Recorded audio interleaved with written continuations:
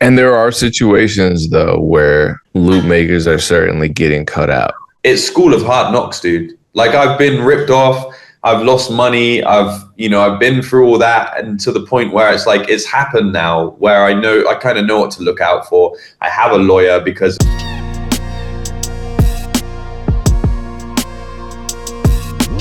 And for the most part, most of my placements have come about that way.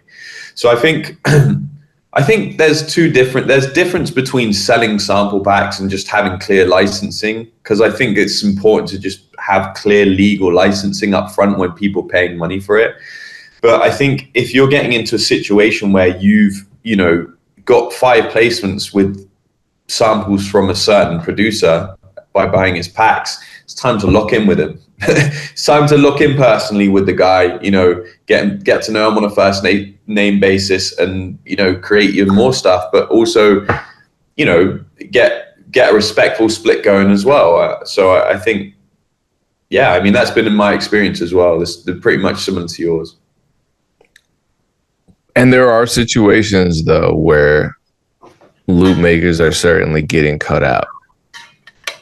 And I wonder if a big part of that is because it's a gold rush and so many new loop makers are popping up every day, and they just, same with producers, a lot of them just don't know how the business works. And so you have a bunch of new producers and a bunch of new loop makers. They're working with labels, they're working with established names in the business, and they're not a priority. And so they're scared to death to speak up. They're scared to death to negotiate. They don't have lawyers. They don't have management. And they're just in here amid all the chaos. They don't want to ruffle any feathers. Yeah. And they set a really bad precedent for themselves. They do, but it's also a scary place to be. Let's say you're a 20-year-old kid, and you're making these incredible loops, and you're starting to get placements via these loops, and you're finding that, man, like, I'm not getting included on any of the emails. Like, I don't know when this is coming out. I don't know who's paying me or when it's going to get paid. I don't have a lawyer. I don't know any lawyers. Dude, that's a scary place to be in. There isn't a handbook for this stuff. So at least in my experience and speaking to you in the past, I know it's similar to you. It's school of hard knocks, dude. Like, I've been ripped off. I've lost money. I've been through all that, and to the point where it's like, it's happened now where I kind of know what to look out for. I have a lawyer because this happened. I know that guy. I know how forceful you can be with these guys to get your money on time. You definitely can be. It's business. Whereas starting out, you're like, I don't really want to upset anyone. And so I think it's literally just experience, man. But it's tough. Even experience doesn't mean shit. Someone owes me $7,000 right now, and I'm like, yeah, no, it doesn't stop you getting ripped off. Yeah.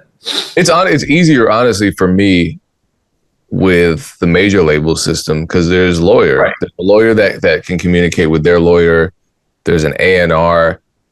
They get cussed out all day. Me sending an email saying, send the goddamn money. That's nothing. That's like, polite. Man, stop fucking playing with it. It's been a year. Send the money. But when you get into the DIY, indie, the successful, but independent artists, it's a different dynamic. It is. You're working more closely with them. It's more about the music and the relationships than it is simply about business interactions, and then it becomes a more delicate situation. But people will also use that against you. Like, there's in a situation where someone says, I'm going to pay you X amount of dollars for your beats or your samples or whatever, and then they don't, very clearly they're in the wrong and you're in the right. No matter what, there's no gray area. But why does it feel like there's so much gray area? Yeah, I think a lot. So the way that I've taught myself to think about this stuff, and the reason I've done this is kind of just for self-preservation, is I try not to see the bad in people when they do that stuff. So a lot of the time, it's literally just poor administration and just poor organization in general. which I think you can expect. I mean, personally, as a musician, I am just, my organizational skills are just absolutely terrible. So I kind of, it is, I'm a creative, like, and so when I get into situations where I've not been paid a certain amount on a certain time frame that was promised, and it's an independent and it's a guy I know, and it's kind of, I'm like, all right, it's probably an organizational thing.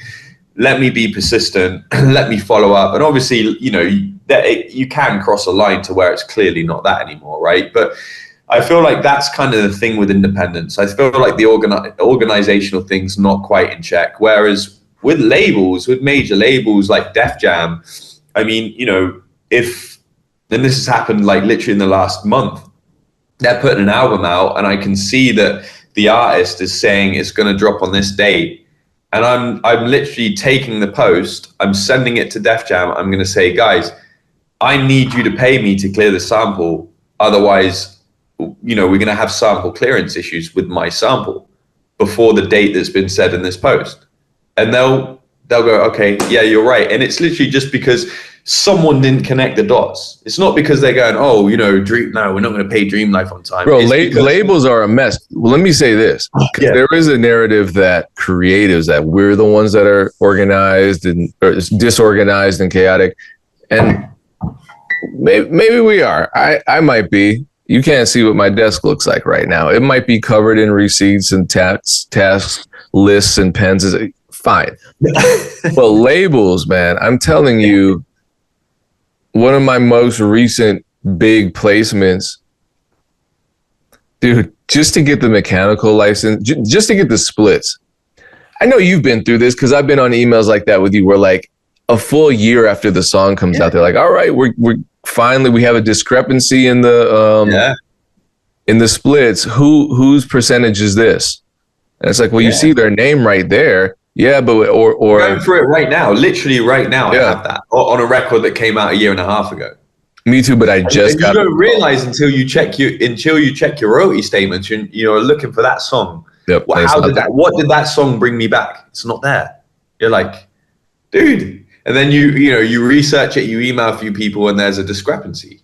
Yeah, and it's always something so minor, or I mean, they'll misspell my name in these creative ways. I'm like, you're so damn creative sometimes that you can nothing though. Sometimes it's literally just because it wasn't inputted, or like, I don't know, the guy that was sat at his computer when they were doing it kind of might have just like got distracted, and or he got fired. He went to another position and just said, you know what?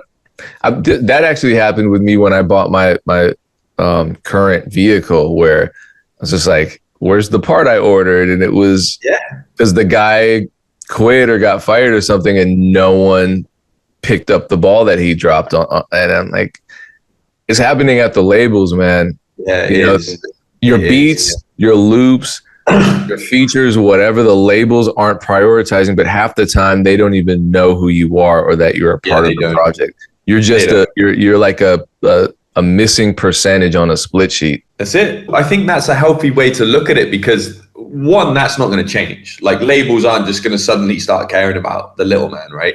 But I think as a producer, and not just as a sample maker, as a producer as well, I think it's a healthy way to look at it, because, dude, you can't take this stuff personally. Like, there's nothing personal about any of that. It's literally business. Like, it's literally words and numbers on a spreadsheet. So I think, when you do get cut out of deals, and it's because of administration errors or misplaced percentages, I think the best way to do is just be stern and professional and keep it moving. And most of the time, in my experience, that works. So then I know I go hard on loop makers and sample makers, but we are loop makers, we are sample makers. We are, yeah. I just want the best for everyone. Sometimes I'm a little heavy-handed. But that being said, in conclusion, and I'm respecting the hour-long. We already are at an hour. What is your advice to people who are entering into the sample making space? Yeah, and they want to do this professionally? Okay, so I'm actually going to plug a website that's not mine here. And so there's a website called wabs.com, WABS.com. I have samples on there. Memory has samples. We have samples on there, actually. And so I would go and listen to that website. I would go and listen to the stuff that's doing well on there. I think that those guys have a really good system of promoting good stuff. It's chart based. It's kind of like BeatStars, but for samples, in my opinion. You do have to have a certain level of skill for them to accept you on there, which again, I think is very healthy. You can use that as a litmus test. You know, is your stuff good enough to get on there? If it is, and you're probably ready to start getting placements. But if I was starting from zero now, I'd be all up on that site, and I'd be trying to make sure that my music was to the level of the stuff I'm hearing on that site. Once it was, I'd start uploading my stuff there. And from there, I mean, you know, you want to start to tap into producers and a way that and I've seen a few other YouTube videos that mention this, and I still think this is a good approach, is send samples to producers for them to sell on BeatStars. And, you know, you do a 50-50 split or whatever split you want. And don't necessarily just start going for placements out the gate and just say, hey, I only want placements, you know, I only want Drake records. No. I would tap into upcoming BeatStars producers and say, you know, I have some really cool samples. If you're down for the split, you know, here they are, and we can do this. You know, all my packs are for sale as well, but I give them to you for free for BeatStars split. So I'd start building with as many BeatStars producers as possible. And because a lot of the time, these are the guys that are going to be getting placements in the future with the Drakes or the next Drakes or the, you know, the next Kendricks. And they're just much more reachable. So another thing is, you know, you don't have to just send them samples as well. You know, you can talk to them, and, you know, everyone has their own sort of personality, and be yourself and kind of get a bit of your personality across.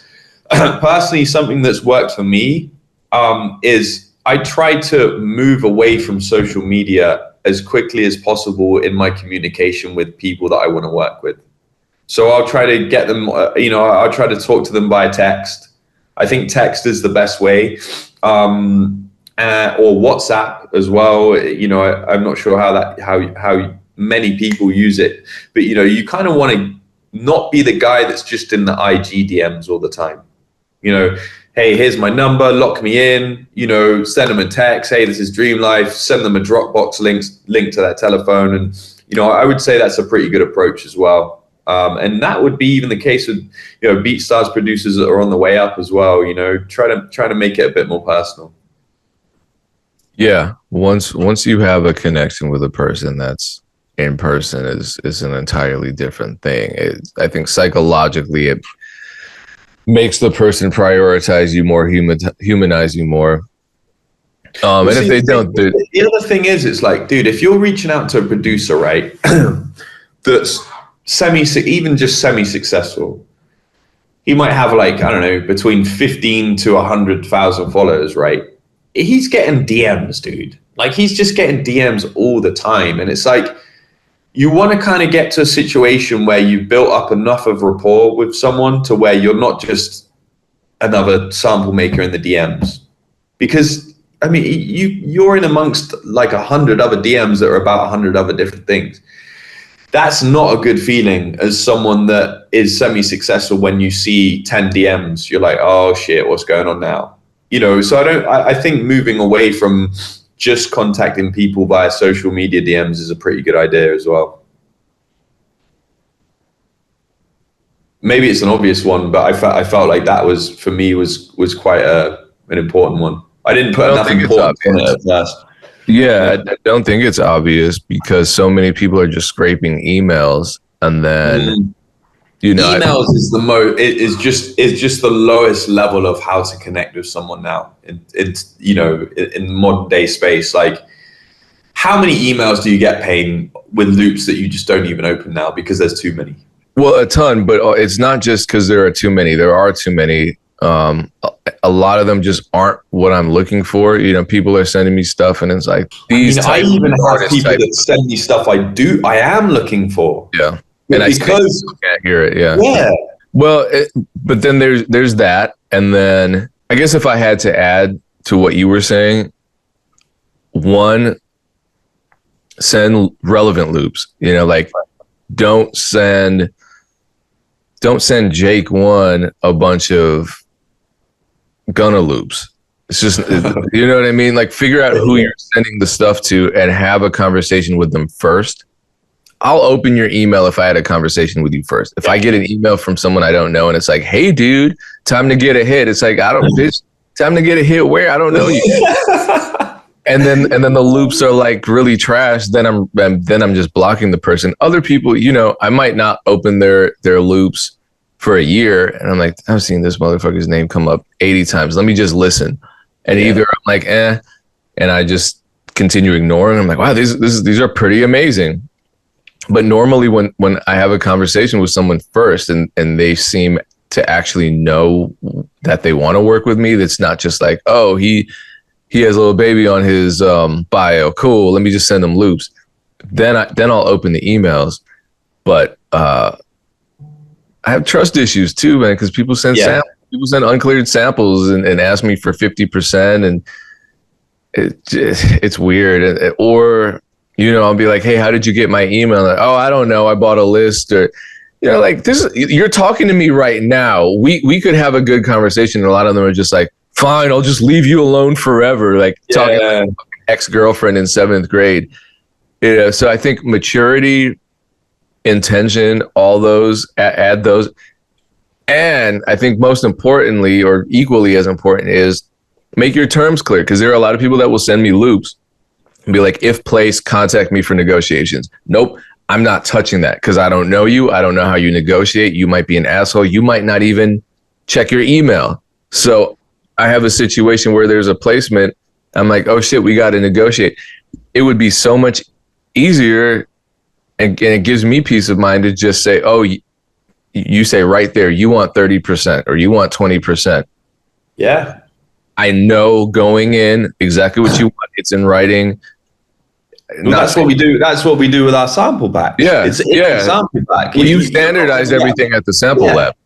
Yeah, you're not going to get a placement and then have to worry about them taking such and such percentage. It's already set in stone.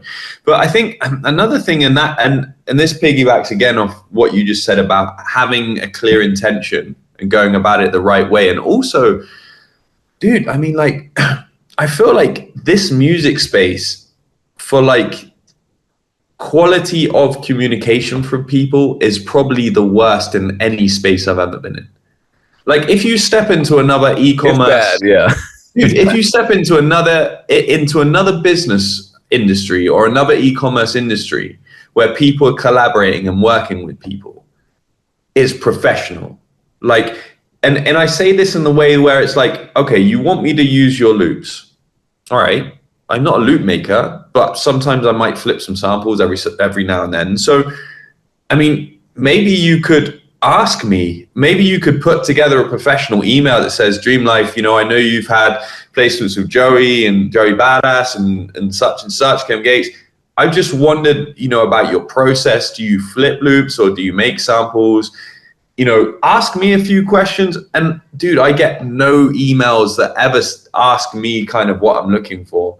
And I think if I saw one, I'd be like, oh, wow. And it was well put together in the right tone, in a nice sort of, not too formal, but, you know, a nice sort of non-formal businessy way. I'd be like, all right, you know, this is different. This sounds like someone I might want to build with. You know what's sad? It's literally use these loops. Or sometimes there's not even a subject or any writing. It's just the loops. Yeah. Here's what's sad. The things that people can do to stand out in the music business are just these common sense, courtesy items that everyone should be like. To stand out in the music business, the stuff we're talking about is just send a clearly worded email, reach out first, ask for permission, things that are just common courtesies. I remember Dame posted something where he was like, this is how you stand out in the music business. And it was a video of someone in the industry talking about Fat Joe. and how they had a session with Fat Joe and he showed up 5 minutes early or something. Right. He was like, wow, I'll never forget this. And it goes to show you how low the standard is when it comes to professional expectations. And it's not just musicians. It's everyone. It's across the board. It's management, it's A&Rs, it's venues, it's promoters. We've accepted incredibly low standards to the point where it shocks us when an artist shows up on time or marginally early. It shocks me when a loop maker reaches out before they flood my inbox. It shocks the hell out of me when a loop maker reaches out. It's like, hey, can I send samples? How do you prefer to receive them? What sound are you looking for? Exactly. What are you working on? Right. Yeah. I mean, let's start there. I mean, what am I working on? I might not even be making beats right now. You know, otherwise it's just always like, hey, bro, what's your sample email? I don't have a sample email because. Well, my normal email has become my sample email because it's just flooded. But the samples I look forward to, I'm like, oh, cool. Dreamlife is sending me something. Dope Boys are sending me something. Yeah. Memory's sending me something. Darrell Banks. Well, I gotta like. But matter of fact, send me the new Darrell Banks pack, please. I gotta ask for Darrell Banks nowadays. He's gone. Yeah, he doesn't send stuff, dude. Like you have to ask him. Darrell doesn't send stuff. Yeah, Darrell, if you're watching this, you did tell me you were gonna send me the newest Diamond Stash, and you haven't. So now I'll send it to you, dude. I'm sure he won't mind. No, he won't. He told me he was gonna send it. So here I am. He's become a target now. Well, cool, man. I appreciate you. TheSampleLab.com is the place to get all the samples we're talking about from these amazing people. Not just us. We are working on a pack that is probably going to drop in either November or probably more like December or January. So it could be a New Year's treat, but I'm looking forward to it. Yeah, likewise, man. It's always a pleasure.